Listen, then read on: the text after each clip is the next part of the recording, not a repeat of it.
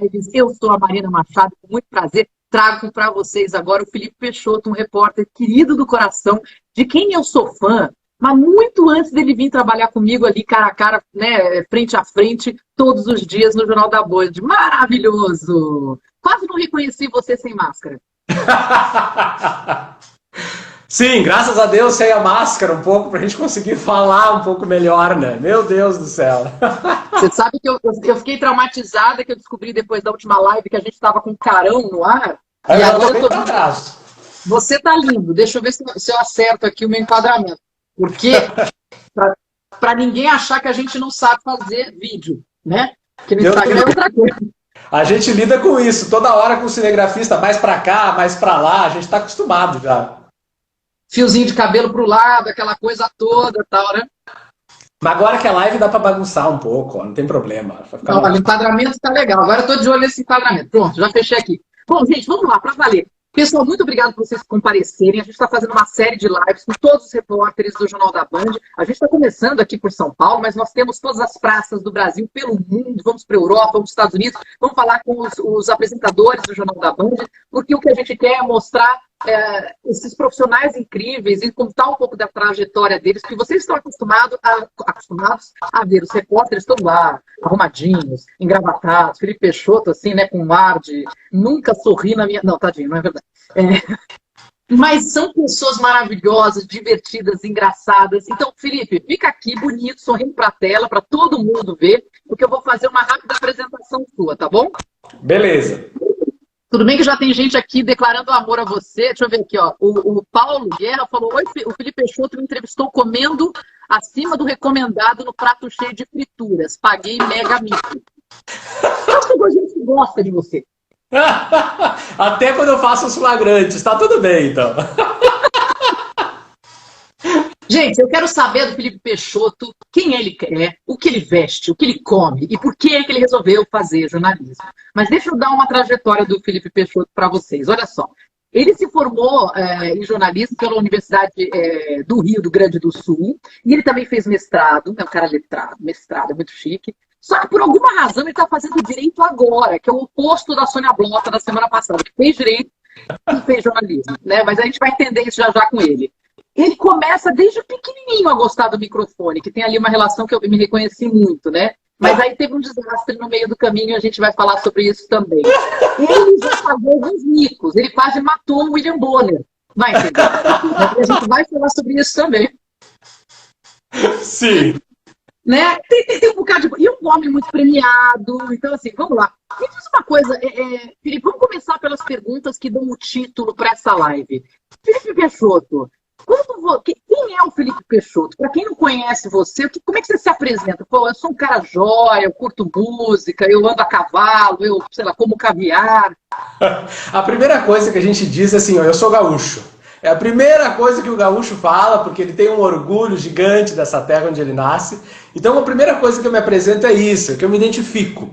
E depois, assim, eu procuro ser um cara muito de bem com a vida, muito tranquilo. Escolhi essa profissão que eu sou perdidamente apaixonado, que a gente passa por muitos obstáculos, mas eu gosto muito. E gosto de me relacionar com as pessoas, de conhecer histórias, de poder contar histórias, mas adoro ficar no meu canto, também na minha casa, me curtindo a família, os amigos, isso tudo para mim é muito importante, esses pequenos momentos que a gente tem no dia a dia. E também tomar uma cerveja, beber, me divertir, acho que isso é importante, a gente não está podendo fazer tanto na quarentena e está fazendo uma super falta. Você falou de beber, já vou começar com isso. Quem é o Felipe Peixoto? Como é que come o ser, a criatura Felipe Peixoto, repórter, e como come a criatura Felipe Peixoto quando está na vida normal? Na reportagem é assim, ó, quando dá tempo, porque a gente acaba tendo uma entrevista atrás da outra e nem sempre você consegue fazer um intervalo. E a gente é a loucura das nutricionistas, quando a gente chega para a nutricionista dizendo assim, eu preciso de uma ajuda, e ela, muito bem, qual o horário que você come? Não sei, não tenho a mínima ideia. Tá, mas qual o horário que você levanta? Depende do horário de trabalho, que muda todo dia. Então, as nutricionistas nunca conseguem fazer um organograma da nossa alimentação. Já começa por aí. Agora, quando eu estou em casa, estou mais tranquilo, Eu não sou um Masterchef como os outros repórteres vão ser, mas longe disso. Adoro fazer os meus sanduíches, as minhas comidas rápidas, sou desses. Não tenho aquela coisa muito de fazer grande. Agora, o que eu sinto muita saudade, porque eu tô longe, claro, do Rio Grande do Sul, longe da minha terra, eu sou de Dom Pedrito, fronteira com o Uruguai. E eu tenho muita saudade da comida de lá. E não é só o churrasco. Eu tenho saudade de uma comida maravilhosa, que se chama guisado de sangue. E eu vou fazer essa propaganda, porque guisado de sangue é uma coisa deliciosa, é o meu prato favorito e pouca gente gosta. Inclusive, todo mundo que entra na minha vida tem que provar o guisado de sangue para ver se passa por essa. Guisado de sangue é assim, rapidamente. É uma comida muito tradicional, muito antiga, que se fazia nas estâncias há muito tempo atrás.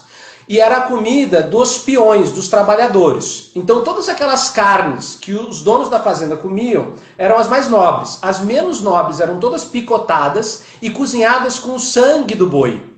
E muito bem temperado. E é uma delícia, uma iguaria. Tu come na Europa lá pagando caríssimo. E a gente come lá no sul guisado de sangue delicioso. É a minha comida favorita.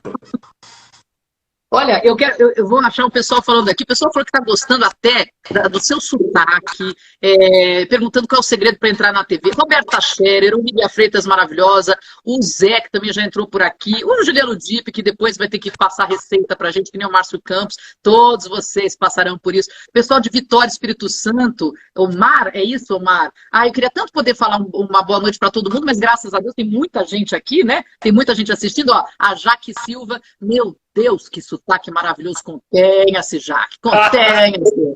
Coisa maravilhosa esse homem, vamos lá. Ô, Felipe, cerveja... Na TV a gente perde o sotaque, na TV a gente dá uma neutralizada, não é que a gente perde, usa um pouquinho, mas quando tá falando ele sai mais rápido. Me diz, Marco, tô de brincadeira, hein, Jaque? Ô, Felipe, cerveja, vinho, cachaça, vodka... Tudo, eu adoro muito cerveja.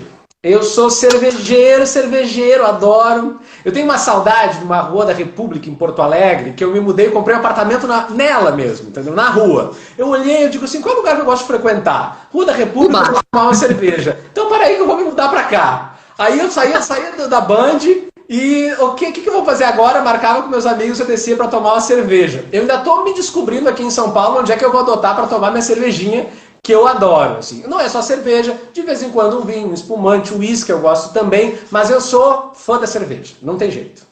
Você é uma draga, né? Um negócio assim que estão topando qualquer negócio, mas tá bom, vamos lá. Ô, Fih, e aí, para terminar o nosso título, o que veste o profissional e o que veste o não profissional? Marina, eu me vestia tão mal no início do jornalismo. Eu lembro que eu comprei um terno verde horroroso, achando que eu estava arrasando no início. Ele estava largo, horrível, umas gravatas. No início eu fazia gravata curta, era um desastre, Peraí, Santarém, olha, não é por nada não, mas eu não posso deixar isso aqui passar.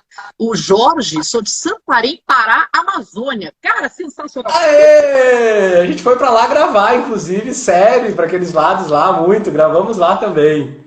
Perdão, gravata estranha, termo verde. Mas, então, aí as roupas foram melhorando junto com a profissão, com a ajuda dos amigos, me dando toque, do tipo, Felipe, você tá se vestindo mal. E aí eu comecei a me vestir um pouco melhor, com a ajuda de amigos, Beto Zambonato, de Porto Alegre, me ajudou muito também, dando algumas dicas, e aí eu fui melhorando. Agora meu guarda-roupa já tá um pouquinho melhor, o guarda-roupa profissional. Roupas coringas também, né? Então tu tem sempre ali o blazer, a camisa, tem uma calça chino que fica bem. Agora a gente já tá usando um pouco mais mocassim, tá? Essa onda de usar sem meia. O Juliano Dipp brinca comigo, ele chega na redação e olha assim, lá vem o repórter sem meia. Porque às vezes eu não uso meia mesmo, dependendo do calçado, claro. Então eu fui melhorando um pouco a forma de se vestir para não ser nem muito sério e se comunicar com esse jornalismo mais tranquilo também que a gente está tendo. E no dia a dia... Agora saiu do trabalho... Então, no dia a dia vocês estão vendo aqui, ó, por exemplo, isso aqui. Cheguei em casa, eu botei uma camisetinha, já é mais de boa, eu vou sair, é uma camiseta, uma jaqueta, não dá pra ser muito formal, porque eu fico assim, tem alguma coisa de usar roupa formal fora do trabalho, porque já é tanto que a gente usa, que eu prefiro usar um jeans, uma camiseta, alguma jaqueta, um sapatênis, é meio por aí, coringa, tranquilo, no frio, um blusão e tá ótimo. O Dip tá falando aqui, depois do homem do sapato branco, tem o homem do sapato sem meia. Já subiu aqui a coisa. Olha, tem gente da Paraíba, do Maranhão, do Pernambuco. Gente, beijo para todos vocês. Muito obrigada. Toda quarta-feira tem live aqui.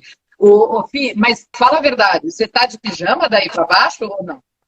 Então, eu botei uma abrigo aqui, um chinelo. Eu cheguei em casa, porque eu tava fazendo entrada ao vivo no jornal, e eu chego em casa, eu arranco já o blazer, tiro a camisa, eu vou contar uma coisa, eu gosto de ficar assim, tiro toda a roupa, e aí depois eu boto a roupa confortável. Fico só de cueca, praticamente, e depois eu botando a roupa confortável pra ficar bem. Uma camisetinha e eu tô com, tipo um moletom aqui embaixo e chinelo. É que esse negócio de home office, de live, todo mundo se arruma só daqui pra cima. Claro. Porque daqui pra baixo... Também aí, maravilhoso. Tem que só cuidar se de repente tu levanta e... Vou mostrar um negócio aqui atrás para você. Fih, agora vamos então para a sua trajetória. Primeiro, por que cargas d'água você escolheu o jornalismo? Você desde pequeno gostava já de microfone, quer dizer, mas não era para entrevistar, era para cantar? Ai, meu Deus, Marina, essa história é uma loucura. Eu não sei o que eu botei na cabeça, ou a minha família botou na minha cabeça, que eu sabia cantar. E aí eu comecei a treinar. Lá no Rio Grande do Sul tem os festivais de música tradicionalista. Música gaúcha, eu sou apaixonado, ouço até hoje, amo. E aí tem os festivais que os jovens vão lá cantar. E aí eu digo, vou lá então, então vamos cantar. E aí tive pessoas, minha família me ajudou muito, pessoas ao redor, tocava violão, escolhe uma música e canta. Só que assim, o meu pai cantava em coral, tem uma voz maravilhosa. Só que assim, eu não, entendeu? Aí, tipo, eu fui lá no festival, a primeira vez que saiu meu nome no rádio foi cantando. E aí eu ouvia depois e o pessoal começou a criticar. Não foi bem, né? Já começou por aí, né? Mas aí foi isso, eu fui cantar no festival, cantei uns 2 anos, mas vi que não era a minha praia, assim. Até gostava de me comunicar, de estar no palco, sempre gostei de fazer teatro. Mas depois isso acabou influenciando na minha escolha pelo jornalismo, mas música, não. Talvez por hobby eu ainda volte, mas não dá mais para cantar. Não, por enquanto. Pedindo para você cantar o hino do Rio Grande do Sul, mas eu acho que eu vou poupar os ouvidos, porque você pulou uma parte importante dessa história. O que você foi fazer no Raul Gil? Não! Então, eu era adolescente, tenho família aqui em São Paulo, e aí eu fui visitar a família. E aí tinha uma moça que era vizinha de um dos meus familiares e que gostava de cantar. E ela, vamos então fazer no Raul Gil, vamos! E aí a gente foi fazer teste no Raul Gil. Pegamos uma fila, eu me lembro da música, era Vivo Perlei, que eu não sei pra cantar, não sei, eu Vivo Perlei só, do André Bocelli, tava um sucesso. Fomos lá, eu me lembro que eu cheguei no Raul Gil entrando, assim, digo, nossa. Aí a gente se preparou, esperou horas, eu digo, agora nós vamos cantar, agora nós vamos arrasar. Aí a gente começou a música, e aí, pode parar, tá ótimo, encerrado. Tá bom. E eu olhei e digo, gente, desclassificado em 15 segundos. Era praticamente aquele qual é a música, né, do Silvio Santos que dava uma nota. Eu abri a boca e me desclassificaram. Chegou na terceira nota. Foi, é isso aí. Tchau, muito obrigado. O sonho se esvaiu em segundos. Ali que enterrou-se. Aí eu digo, bueno, tá bom, assuma, o seu talento é outro, não é a música. As pessoas se enganam porque elas acham que a gente tem uma boa voz, que de repente cantar é uma coisa natural, mas não é, gente. Tem que ter dom pra esse negócio aí. Não dá. Tu cantava também, Marina? Eu sou péssima. Você sabe que a única pessoa que gostou de eu cantando foi meu filho, quando ele era bebê e não tinha opinião. Quando ele passou a opinião, ele falou, mamãe, para. Sério, ele chegou um dia e pediu pra eu parar. Então assim, eu me reservo pra cantar no carro, sem ninguém. É um horror. Ó, eu não sei, mas assim, tem tanta gente pedindo pra você cantar, você não, sei lá, não quer, de repente, pagar mico já, legal? Já que nós estamos aqui, né? Gente, que horror, não façam isso comigo, eu sou repórter. Eu não programei isso, não. Não, tem uma música que foi a primeira música que foi o meu trauma do festival, que é a música que se chama Esquilador, que ela tem um refrão que começa assim: quando é tempo de tosquia, já clarei o dia com outro sabor. Deu, chega. Mas eu passava você da terceira nota. Não, Raul Gil não passou. Acho que ele é muito crítico, bem. Não vai mudar isso, né? O que vocês acharam, pessoal? Fala aí, eu gostei. Eu até iria mais longe dessa, né, terceira nota. Mas, enfim, obrigada por compartilhar. Olha, e você começou em rádio, né? Você começou em rádio muito cedo, você tinha 13 anos. 13 anos. Eu fazia teatro e aí me convidaram na Rádio Sulina, em Dom Pedrito, que eu tenho um amor gigante por essa rádio. E eles vão criar um programa jovem, semanal. Eu acho que eles olharam para os lados assim e disseram: quem é o jovem que está aqui? Ah, esse aí. E aí eles me apostaram em mim, que eu acho que eu já tinha um pouco de comunicação, a parte do teatro. E aí eu assumi um programa semanal, que era uma delícia de fazer, mas assim, sem saber nada. Eu me lembro, os meus amigos eu levava para o estúdio para dar entrevista, porque eu não tinha essa manha de produção, com 13 anos, né? Então eu levava os amigos, aí o pessoal participava, quem participava, minha irmã, meus amigos, ligavam para participar, para me ajudar. E as músicas, era a época que tinha que comprar CD. E aí, assim, não tinha muita grana para comprar CDs toda hora, era meio caro. E aí, o que eu fazia? Eu pegava, assim, botava na rádio da concorrência, que tinha as músicas novas, gravava com uma fita cassete e rodava no meu programa. Mas qual era o problema? É que tinha vinheta. Aí, às vezes, e eu às vezes não me dava conta. Aí começava a rodar, sei lá, Kelly Key, e aí, Baba Baby, e no meio, pã, a vinheta da concorrência. E eu queria me afundar, né? Aí, às vezes, quando eu me dava conta, eu entrava em cima, assim, né? Rádio Sulina.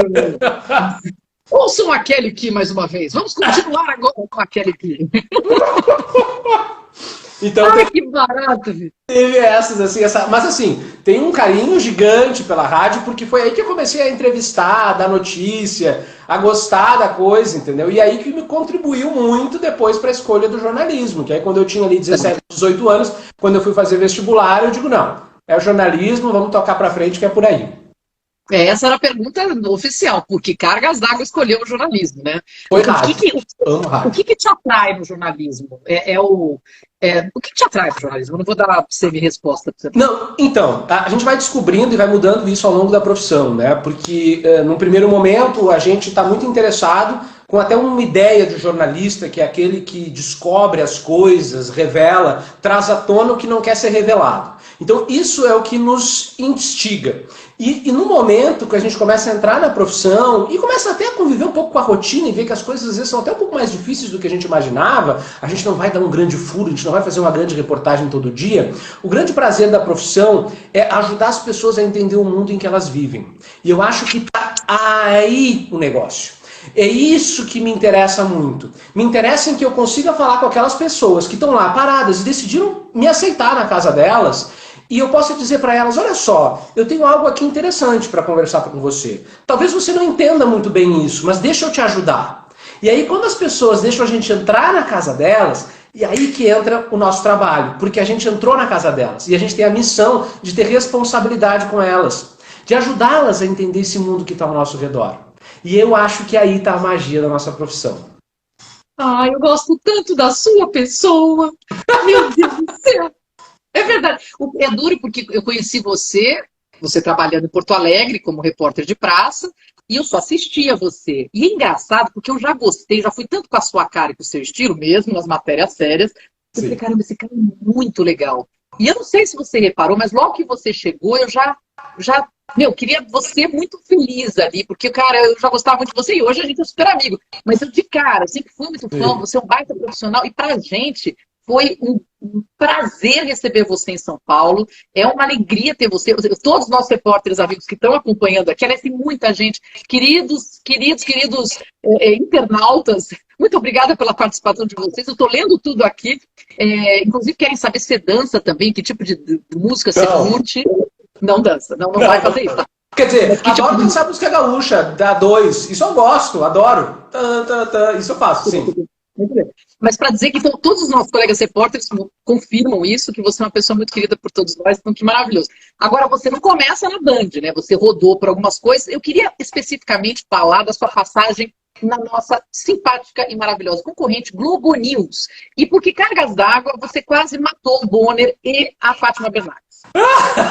Então, eu fiz minha faculdade no Rio Grande do Sul, em Porto Alegre, mas eu participei de uma seleção para fazer um estágio na Globo News, onde eu fui escolhido. Na época era a Alice Maria que fazia a escolha desses estagiários, e eu pude passar lá um ano, que foi onde eu consolidei o princípio da minha formação em telejornalismo, e que depois eu desenvolvi tudo isso na Band.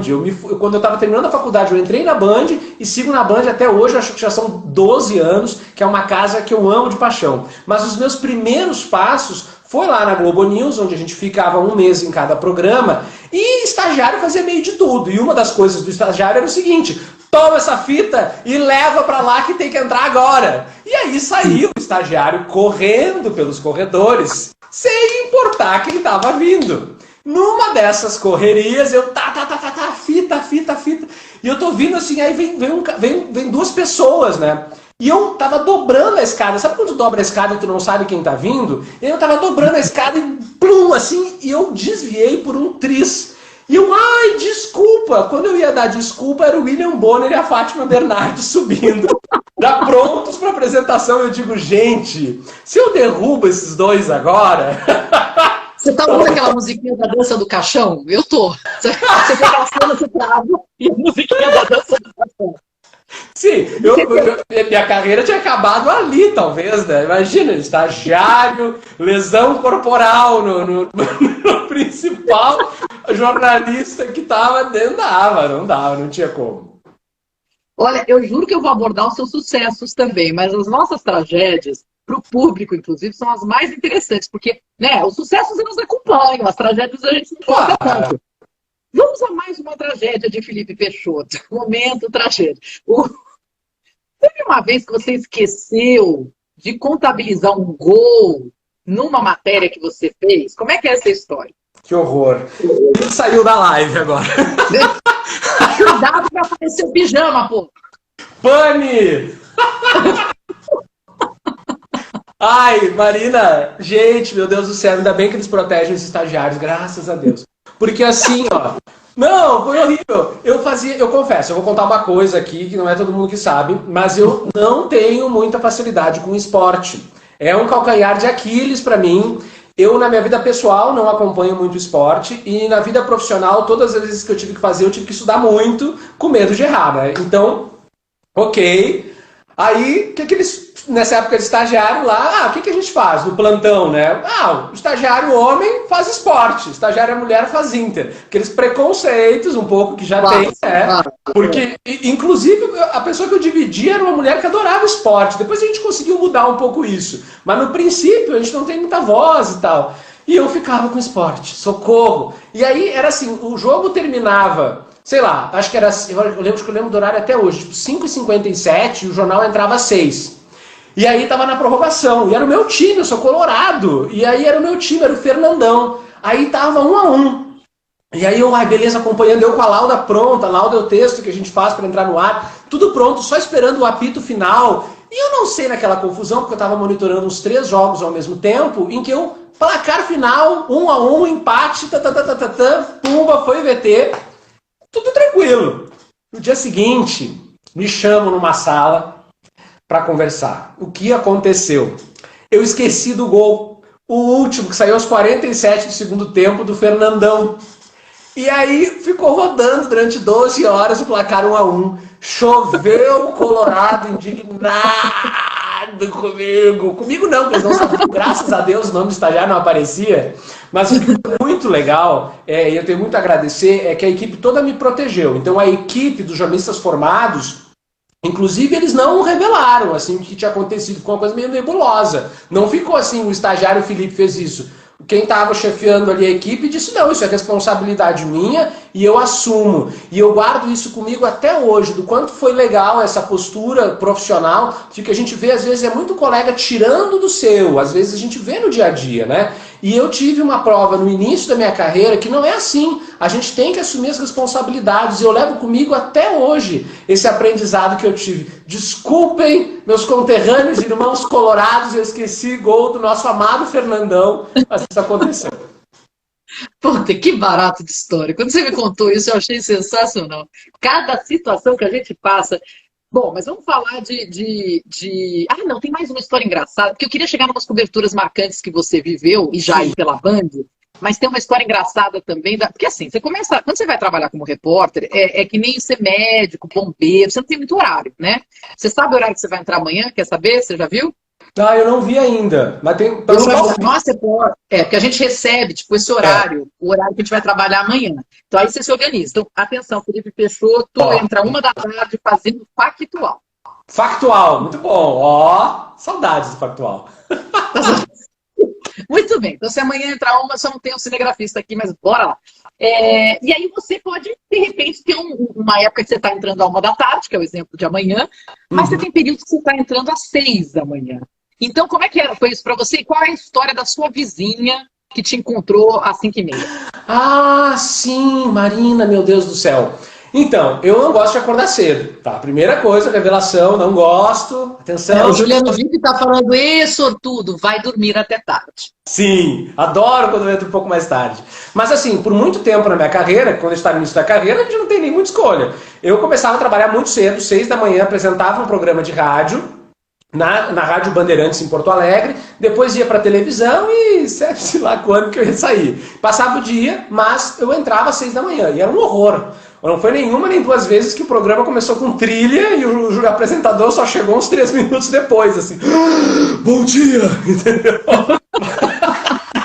Ou então assim, bom dia animado para você numa soneira terrível.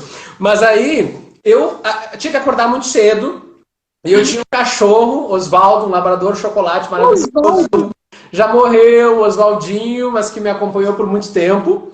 E o Oswaldo é um cachorro muito comportado, que só fazia suas necessidades de xixi fora do apartamento. Então eu não podia ir pra Band e deixar o cachorro lá, coitado, né? Então, tipo, eu acordava e qual era a primeira missão? Descer com o cachorro. Só que não era uma coisa assim, Felipe acordou, Felipe desceu com o cachorro, Felipe comeu. Era uma coisa assim, agora! Desce, mija, vai! Então, eu descia com a roupa que eu tava. Óbvio que depois que eu descia com o cachorro é que eu tomava banho e me arrumava. E aí teve uma vez que eu tava descendo com ele tava ali fazendo o xixizinho dele, e aí vem uma mulher, assim, isso 5h30 da manhã, né? E começa a rir, tem um acesso de riso, eu dou uma olhada pra ela, eu digo, tá, o que houve, né? Tipo, qual é, né? E ela ri. Voltou da balada? Sim. Ela olha e diz assim, eu sempre te vejo de terno, mas é a primeira vez que eu te vejo de pijama. E começa a rir. Porque eu tava ali, claro, com a minha roupinha de que eu tinha acordado e tinha sido flagrado. O repórter na cabeça dela tava de pijama às 5 da manhã na Avenida Oswaldo Aranha, que é uma avenida bem conhecida lá em Porto Alegre. E bom, essa foi muito engraçada também, e às vezes que eu cheguei tarde, às vezes assim, uns minutinhos atrasado. Os meus ouvintes me perdoem, mas é que a pessoa adora ficar até mais tarde na cama. Eu tô ficando com um problema que tá me dando. Sabe quando você ri demais e começa a doer aqui assim? Ok. Fih, vamos para uma parte mais sensível, assim, porque agora são todas coisas muito engraçadas, mas você já fez coberturas muito difíceis e que são marcantes para todos nós. Você fez a cobertura da Boate Kiss, você fez a cobertura da Chapecoense. Eu queria que você falasse um pouco como pessoa envolvida nisso, como é que isso te marcou e como lidar profissionalmente com momentos em que ninguém consegue se segurar e você, na melhor das hipóteses, está tentando ali ao máximo conter a emoção e conseguir trazer a informação. É verdade. A Boate Kiss me marcou bastante, porque estava no princípio da minha carreira e foi um domingo de manhã, assim, bem cedo, que me ligaram e disseram, Felipe, vai.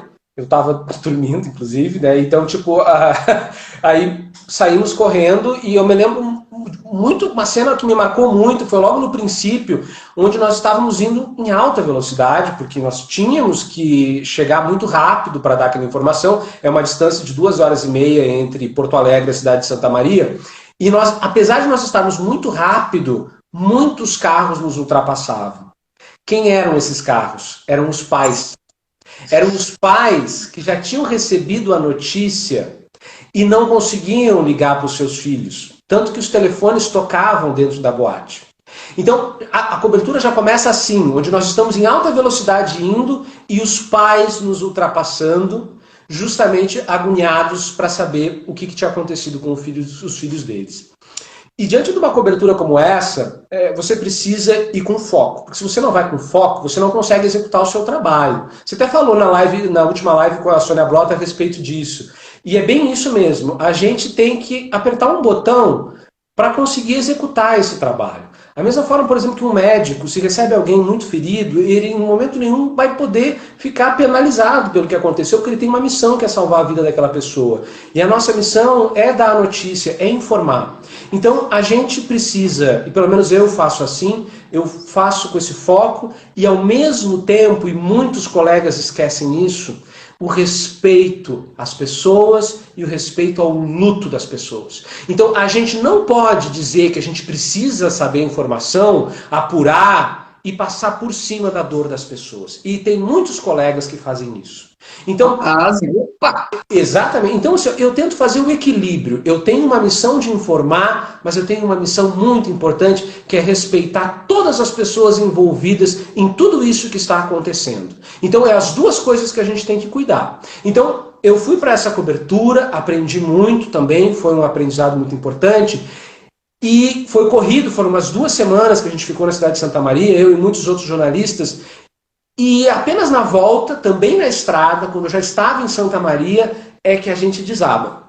Aí a dor dessas famílias, as dores que a gente registrou, todas essas pessoas que se emocionaram, as casas que a gente visitou, as fotos das pessoas, tudo isso vem à nossa mente. E a gente sente um pouco dessa dor junto das pessoas. Então tem essa divisão. As coisas para o jornalista não são ao mesmo tempo. O jornalista precisa compartimentar alguns sentimentos para que ele consiga trabalhar. E essa Boate Kiss, a cobertura da Boate Kiss, me ensinou isso já com 20 e poucos anos, e eu acabei levando para as outras coberturas, como do acidente da Chapecoense, como o caso do menino Bernardo, que teve também no Noroeste Gaúcho, que foi um caso muito difícil, onde a gente conseguiu fazer uma reportagem um pouco mais de profundidade, mas também tendo que criar muito contato com as fontes, contato às vezes inclusive com fontes muito próximas, e como o crime é muito dolorido, às vezes até é difícil tu criar um vínculo com uma fonte que tu talvez ache que pode ter cometido algum erro,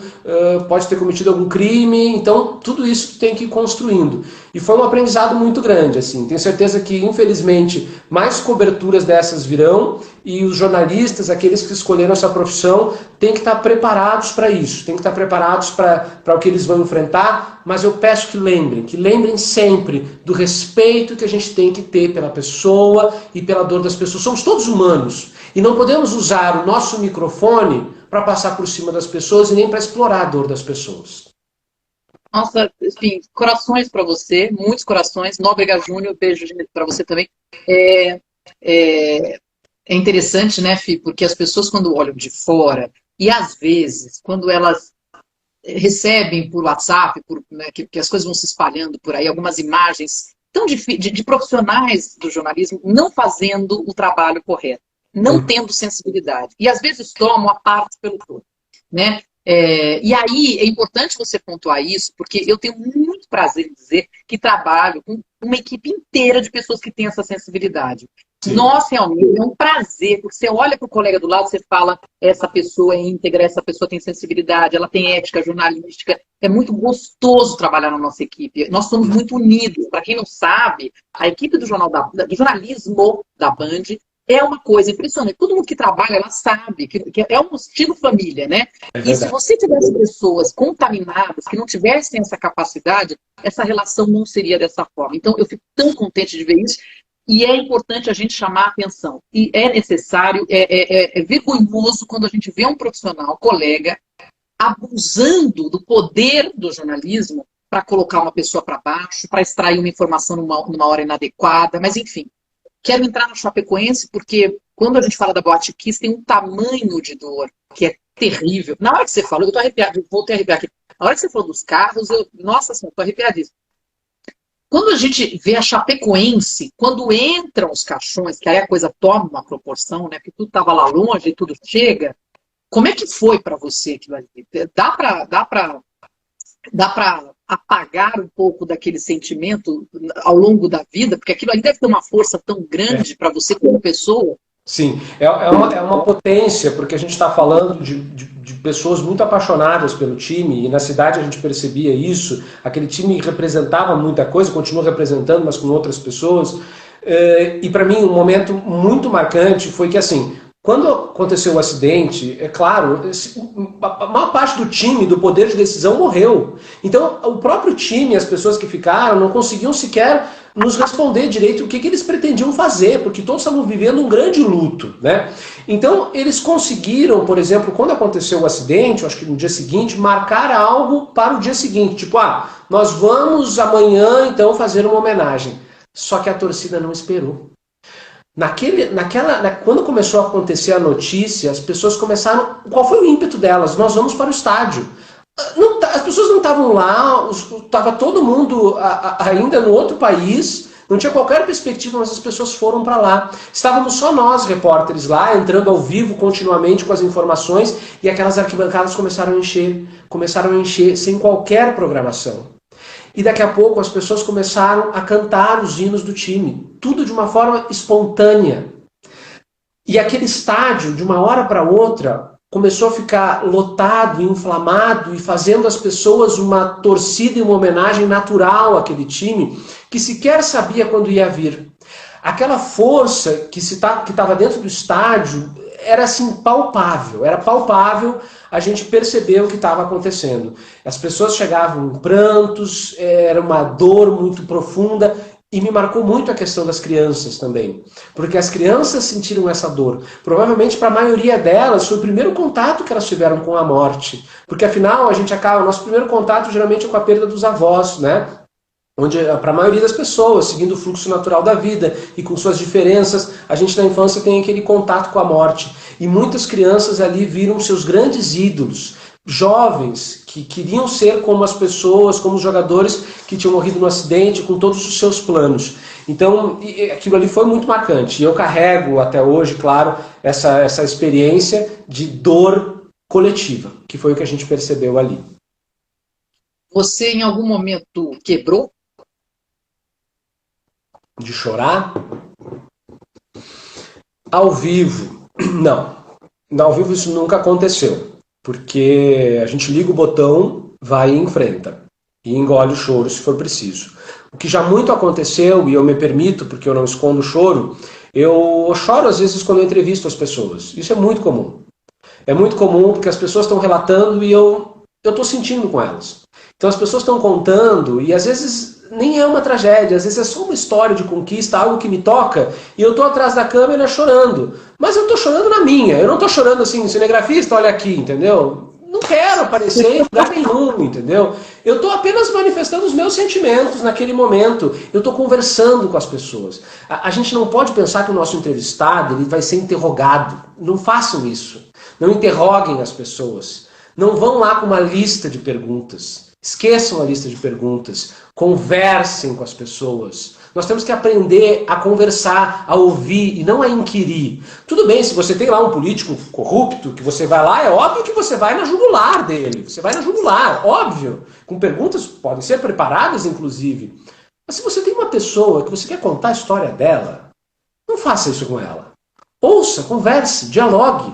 Vá de coração aberto, veja o que ela tem para te dizer. Aproveite a oportunidade que você pode ter dela te transformar, meu caro. Não é você que está lá, você está lá tendo a oportunidade de acessar a vida das pessoas. As pessoas abrem as portas para a gente. Quem que a gente abre as portas? Quem que a gente abre as portas? A gente abre as portas para a nossa família, para os nossos amigos e para os repórteres. Respeitem essa coisa que a gente pode entrar na vida das pessoas. Respeitem as pessoas, ouçam o que elas têm a te contar. Não vá com uma história formada, pronta, querendo que elas preenchem as suas lacunas. Construa suas histórias a partir do que você ouve, do que convive. Esse é o bonito da nossa profissão.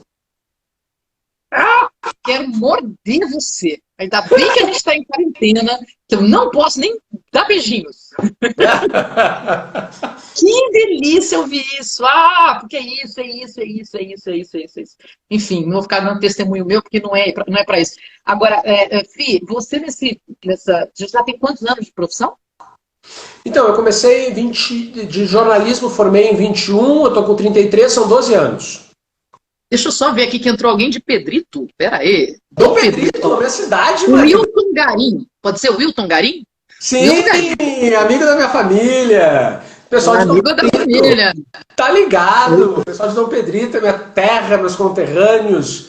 Queridos, eu tenho uma saudade imensa dessa cidade que me deu muitas oportunidades, fez eu me apaixonar pela minha profissão. Saudade das camperiadas. Sabe o que é camperiada, Marina? O que é camperiada? Camperiada. Todo mundo campereia lá no sul. A gente faz assim. É a única circunstância que eu ficava feliz em acordar cedo. É quando tinha que camperear. Porque aí a gente ia para a fazenda, para a estância, para os sítios, o pessoal chama de nomes diferentes, para andar a cavalo. E tu andava a cavalo para dar uma olhada nas outras. Oi? Adoro. Claro! Eu guardo comigo. Em São Paulo a gente traz um pouco do que a gente, ó. Isso aqui eu ganhei do meu pai, esse cavalinho, ó. Ah, tá aqui, que legal! Eu lembro, claro, sempre que eu olho pra ele, eu lembro das minhas camperiadas, que eu lá, adolescente, bem gordinho que eu era, eu sigo um pouco, né, mas tudo bem. E aí, ia lá, camperiava, andava por aí, isso é muito gostoso. O pessoal de Dom Pedrito tem essa... Tem a Denise Caldeira Piveta, também de Dom Pedrito. Sim. O Marcelo Cleiton aqui, falando beijo. Pessoal perguntando quem vai me entrevistar, não sei, as pessoas vão ter que... Gente, tá uma briga danada, a gente não sabe como é que a gente vai escolher. Não vai demorar muito, porque eu tenho muita gente para entrevistar. Eu vou até daqui meio do ano que vem, se for uma por semana, é gente para Dedéu para entrevistar, não se preocupem com isso não. A Camila Motim, querida, tá por aqui, falou que tá até emocionada, que delícia, gostoso de ter todo mundo. E tantas pessoas acompanhando a sua história, porque há um interesse em saber quem é essa pessoa por trás do profissional. E é tão gostoso ouvir, descobrir, mostrar para essas pessoas, em parte que a gente já sabe, que é uma pessoa incrível, que maravilha. Ah, nossa, não vai não, Dip. Falou que vai ser o Mitre que vai me entrevistar. Não! Gente! Não! Vamos fazer nós mesmos com a Marina para ajudar a Marina. É só um escalão de baixo. O negócio é só chão de fábrica. Tá? Vamos deixar assim, tá? Deixa o chefe lá. Eu queria... Você já foi... Bom, nesse processo aí de 12 anos de jornalismo, você já recebeu uma série de prêmios. Sim, que eu sou apaixonado também pelas histórias que a gente pôde contar e ser valorizados por isso. Então, tem um prêmio, inclusive, que foi o primeiro da minha carreira. Eu tinha, acho que, 22, 23 anos. E eu ganhei o principal prêmio de telejornalismo. Sabe quando tu tá assim, não tô nem entendendo o que tá acontecendo? E eu acho que eu brinco que o meu trabalho foi piorando, porque eu nunca mais ganhei esse prêmio de novo. Eu digo, ai meu Deus, eu preciso voltar a fazer o que eu fazia há 22 anos, porque eu nunca mais ganhei o prêmio, né? Tá aqui ele, inclusive, ó. Eu carreguei ele pra São Paulo. Tadã! Por que você tá fazendo a live com tipo, uma estante cheia de prêmios, assim, com o Oscar, o Grammy, aquelas coisas? Então, na verdade, tem ali essa estante, só que ela não fica muito bem posicionada. Eu preciso ainda melhorar isso. E eu tô fazendo aqui com a cortina que veio lá de Dom Pedrito, que a minha mãe fez. Minha mãe faz cortinas.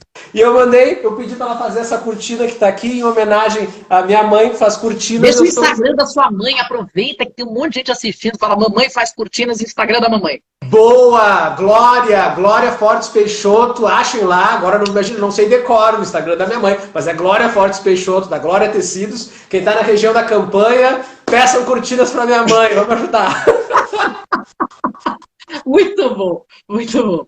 Mas, então, eu interrompi os seus prêmios, já acho. Não, então, aí foi esse primeiro prêmio, quando eu era muito jovem, quando eu contei a história de um menino, um bailarino, e foi muito engraçado, não é a palavra, foi muito curioso, em que eu fui fazer uma reportagem que eu diria até bastante de rotina, tipo assim, não sei, acho que era um sábado. Felipe, você vai lá mostrar um projeto de dança do pessoal que está dançando numa escola pública. Eu digo, tá, tudo bem, né? Aí eu fui lá, e eu estava pensando, gente, vai ficar legal essa matéria, o que a gente pode contar, né? Vai ter a música. E aí a Silvia Silveira, que foi minha chefe na Bandeirantes, e depois se tornou assessora, ela tinha uma visão de jornalismo muito boa, ela me soprou uma dica. Felipe, tem uma história muito bonita de um menino Alex, que é um menino muito jovem, de uma família pobre, e que tinha o sonho de ser bailarino. Só que o grupo era de street dance, era aquela coisa descolada, né? Ninguém queria ser bailarino ali na turma, a não ser o Alex. E eu olhei e digo, eu vou contar essa história. E aí o Alex concordou, era um menino muito jovem, deixa eu tentar lembrar a idade dele na época, talvez 10, 11 anos, e só que ele não tinha nenhum recurso, sapatilha furada, nada, mas ele gostava de dançar. Foi uma das entrevistas mais difíceis que eu fiz na minha carreira, porque o menino praticamente não falava. E nós tivemos muita paciência. E o repórter jovem, eu sentei com ele e tal, eu digo, agora ele vai começar a falar, ele não falava nada. Ele falava aquela coisa assim, sim, não, mas eu insisti. Eu fiquei tentando deixar ele o mais confortável possível, apesar de ser uma câmera, de ser, sabe, tentar trazer a questão do diálogo, das técnicas de entrevista, de conversação mesmo.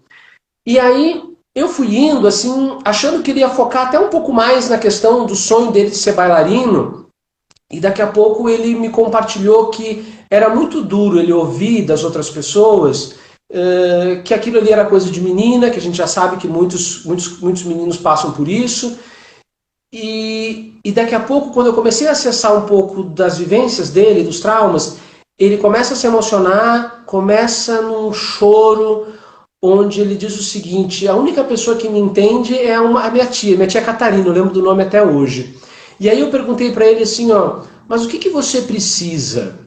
E aí eu achei que ele viria com alguma resposta do tipo assim, eu preciso, né, uma oportunidade para virar um grande bailarino. E o menino de 11 anos chorando me disse assim, eu só preciso de um pouco de carinho. Quando ele fala isso, Marina, a gente entende que tem muita coisa errada nesse mundo. Se uma criança está chorando e o que ela está pedindo é carinho, é porque a gente está fazendo muita coisa errada. Muito. Então, eu contei essa história desse menino e, através da reportagem, o diretor da Escola Bolshoi viu a reportagem, convidou ele para fazer um teste, que o sonho dele era participar da Escola Bolshoi. Ele foi convidado, então, e ele passou nesse teste, ele se tornou bailarino da Escola Bolshoi. Acho que a gente ajudou um pouco essa trajetória.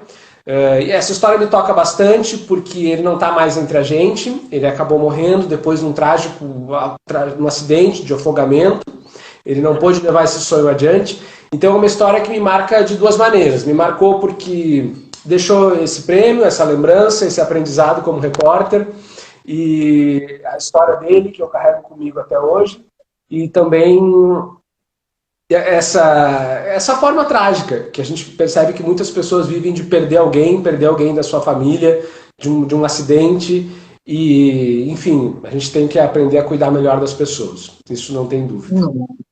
Caramba, que forte isso. Cara, você estava falando aqui, eu lembrando do filme, até olhei aqui no meu computador, era Billy Elliot, né, que foi um também que ganhou, assim, e que também tinha uma história de vida muito difícil, mas você vê quantos meninos ainda vivem isso, com um preconceito absurdo, desnecessário, por falta de conhecimento. E ainda mais quando a gente está tratando de uma área como o balé, de expressão artística, há uma sensibilidade ainda maior. Você imagina um menino de 12 anos virar para você e falar isso, você se desmonta por dentro, você quer abraçar e levar para casa, né? É verdade. E assim, bom, aí teve esse momento que marcou, que foi o início, que eu digo, opa, agora sim, veio um monte de prêmio, né? Eu não ganhei mais esse, mas vieram outros prêmios na área, aí matérias diversas, tem prêmios de vários tipos, de crédito imobiliário, de economia, prêmios na área de economia, prêmios na área de transporte. Então, era sinal que o trabalho estava sendo reconhecido, isso é bem legal, guardo com carinho aqui todos os meus prêmios que eu recebi, impulsionam, mas não posso dizer que eles são um motor, porque eles acabam sendo apenas um detalhe de percurso, entendeu? Aquele jornalista que está preocupado com o prêmio tá ralado, entendeu? Porque não é o caminho, meu amigo. O caminho é outro. O caminho é o prêmio do dia a dia, é a sua consciência tranquila, meu caro, que isso não tem preço. É você todo dia poder deitar e dizer, ok, eu fiz o melhor possível com as ferramentas que eu tive. Eu acho que é meio por aí que a gente consegue também entender que tem coisas que a gente não pode mudar, mas a gente pode fazer o possível para fazer elas serem mais corretas, ajudar a vida das pessoas, que elas possam ser um pouquinho mais felizes. Esse prêmio, sim, é o que vale a pena. Gente, você para prefeito, governador e presidente, né? A gente pode votar no Felipe Peixoto. Mas é verdade. Ô, Fih, e tem uma editoria que você gosta mais? Que tipo de matéria você gosta de cobrir mais? Eu acho que a gente tem uma sintonia nisso, né, Marina? Eu e a Marina, a gente já conversou sobre isso. A gente vai descobrindo também isso um pouco ao longo da profissão e sempre gostei um pouco da economia, sempre foi uma editoria que eu gostei, mas eu me identifiquei muito com a editoria de ciência com o passar do tempo. Né? Foi algo que aconteceu já quando eu estava em Porto Alegre. A maior parte da minha carreira foi em Porto Alegre. Faz um ano que eu fui transferido aqui para São Paulo, pude ser colega desse time maravilhoso que me acolheu de uma maneira muito especial. Fiquei surpreso pela acolhida que eu recebi desses colegas repórteres maravilhosos. Vocês não têm noção do quanto eles são humanos e do quanto eles são receptivos para quem vem de fora. Eu sei que tem muita gente que batalha quando vai ir para uma empresa. Eu saí de uma empresa que era filial, fui para a matriz, como vai ser. Foi maravilhoso porque eu fui acolhido de uma forma muito humana e a Band tem isso, ela tem essa questão humana dentro da sua equipe e eu senti isso, foi perceptível. E, bom, aí eu até me perdi, comecei a elogiar vocês e... O que eu tava falando, Marina? Ah, da editoria. Tá, editoria. Você está indo para a ciência. Ciência. E aí, eu comecei a receber umas pesquisas, uns estudos científicos muito difíceis para fazer reportagem. E eu olhava para aquilo e digo, Jesus do céu, o que eu faço com isso? E eu me compadecia com as pessoas, porque assim, que sou uma pessoa que tem ensino superior, estou me deparando com isso, estou achando complicado, o que dirá das pessoas que não tiveram oportunidade de fazer o ensino superior, ou são de outras áreas, e vão assistir isso em 1 minuto da sua vida? Como é que eu jogo essa informação para elas? Eu não vou jogar essa informação para elas, eu vou mastigá-la. E depois de mastigar, eu vou apresentar um resultado do que eu consegui me apropriar disso, do meu jeito. E aí que eu me cantei pela editoria de ciência, porque ela não é simplesmente divulgar uma informação, uma novidade, é empoderar as pessoas com conhecimento. No momento que tu consegue pegar algo e explicar para as pessoas, é mais ou menos assim que funciona, aí você está ajudando elas a entender um pouco melhor o mundo que elas estão, que eu falei no início da entrevista. Agora, não é um entender assim, um resuminho, como se eu estivesse falando com um bebezinho, não sei o quê. Não, é você conseguir dar informação.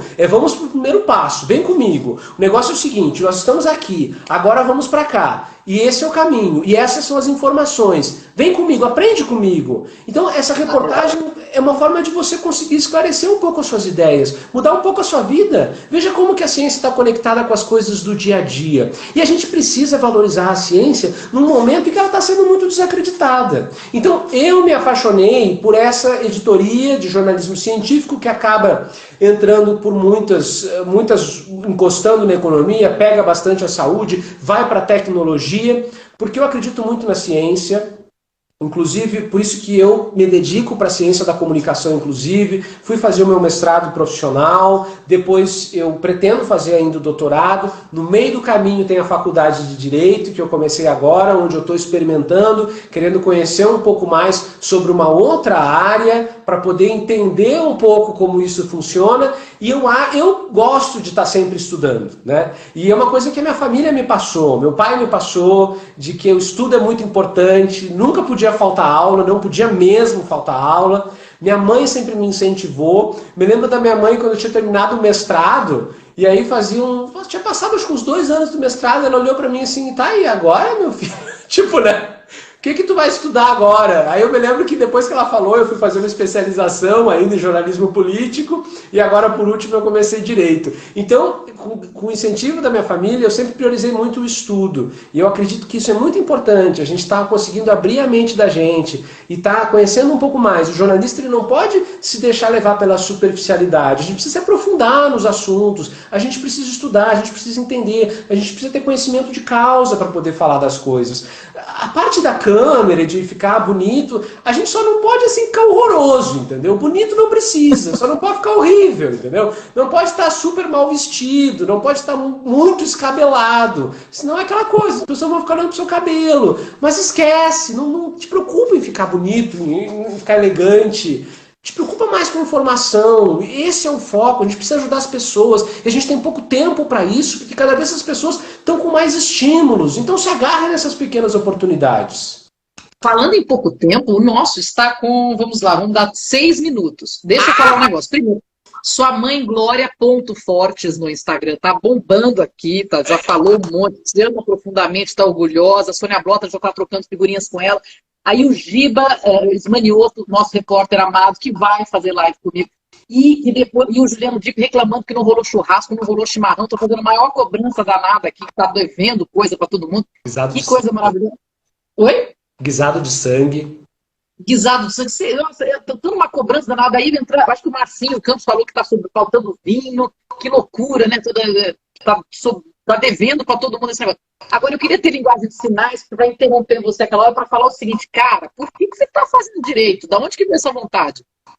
Então, eu sempre gostei do direito e eu sempre fiquei em dúvida entre fazer direito e jornalismo. Então, esse sonho ficou um pouquinho guardado e eu comecei a colocar ele em execução há mais ou menos uns 2 anos, que eu comecei a amadurecer um pouco essa ideia. Eu estava me decidindo entre fazer um doutorado e fazer o direito. E aí eu fiquei um pouco em dúvida. Eu achava que ainda era um pouco cedo para fazer o doutorado, estou com 33 anos, esse projeto é um pouco mais adiante, e eu me oportunizei. Eu digo, vamos conhecer um pouquinho do direito. Eu estou começando numa boa, sem um compromisso de realmente... eu quero me apropriar um pouco desse conhecimento. E aí eu entrei em Direito na Universidade Federal do Rio Grande do Sul e fui transferido para São Paulo. Mas eu não desisto dos meus sonhos, Marina. Eu fui fazer FUVEST, eu fui estudar biologia, eu fui estudar matemática, eu fui estudar física e passei na FUVEST. Você faz brincadeira, você passou na FUVEST, você é meu ídolo. Você voltou a fazer matemática, você foi falar de física, você é louco.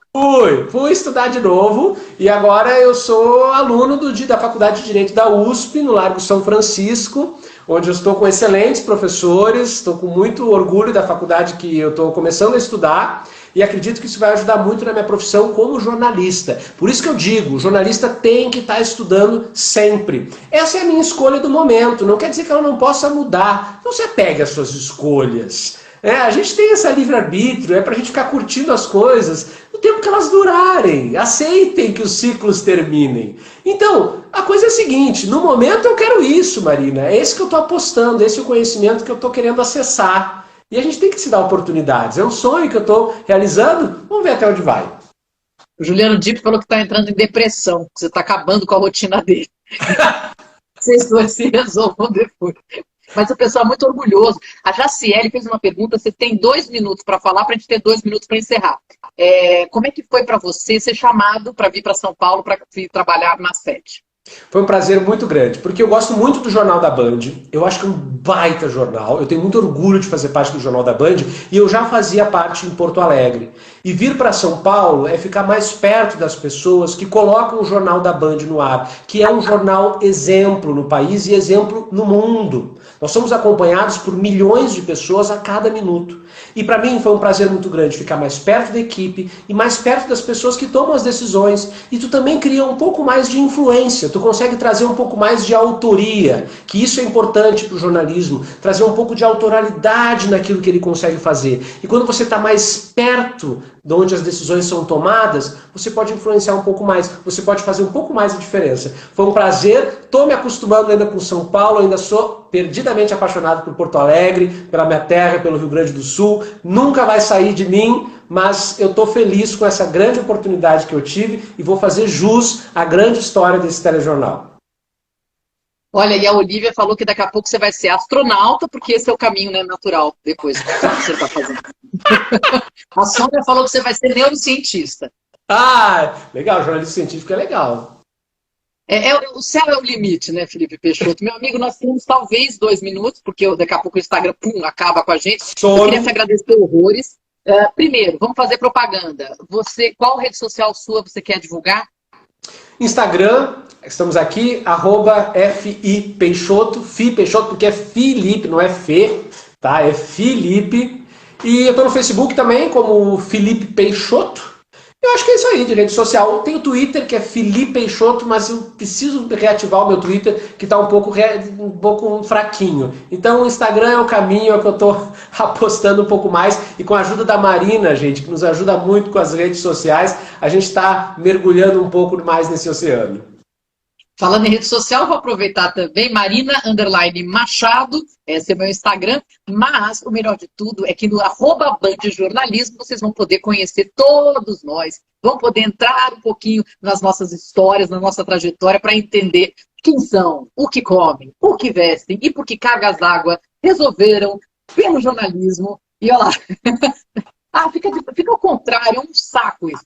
Mas enfim, e aqui no Band Jornalismo toda quarta-feira, depois do Jornal da Band, muito melhor, depois do Jornal da Band, vocês vão poder sempre acompanhar uma live bem gostosa, espero que vocês tenham adorado, assim como eu adorei, sem dúvida. Obrigada por todos vocês que estiveram aqui conosco, e lembrando, essa live fica disponível, podem compartilhar, tem muita coisa boa aqui, Fih. Sou sua fã, já era antes, já era mais quando chegou, e agora é absurdo o meu nível de amor por você, meu amigo. Um beijo grande, muito obrigada. Um beijo, Marina, é um prazer poder contar um pouquinho da minha história, um prazer estar nesse timaço, e eu não posso perder os próximos que vão estar aqui conversando com a gente, viu, gente? 8h30, toda quarta, é um bate-papo muito gostoso. Semana que vem é a nossa mais nova colega, que é a Roberta Scherer. Chegou chegando, e vamos contar a história de Roberta Scherer. Você, por favor, acompanhe, todos vocês acompanhem semana que vem, às 8h30 da noite. Acabou o Jornal da Band, pluga aqui, @Band Jornalismo. Vocês não podem perder. Um beijo a todos, muito boa noite, Fih. Até amanhã, a gente se vê. Um beijo, até amanhã, gente. Valeu! Tchau, tchau.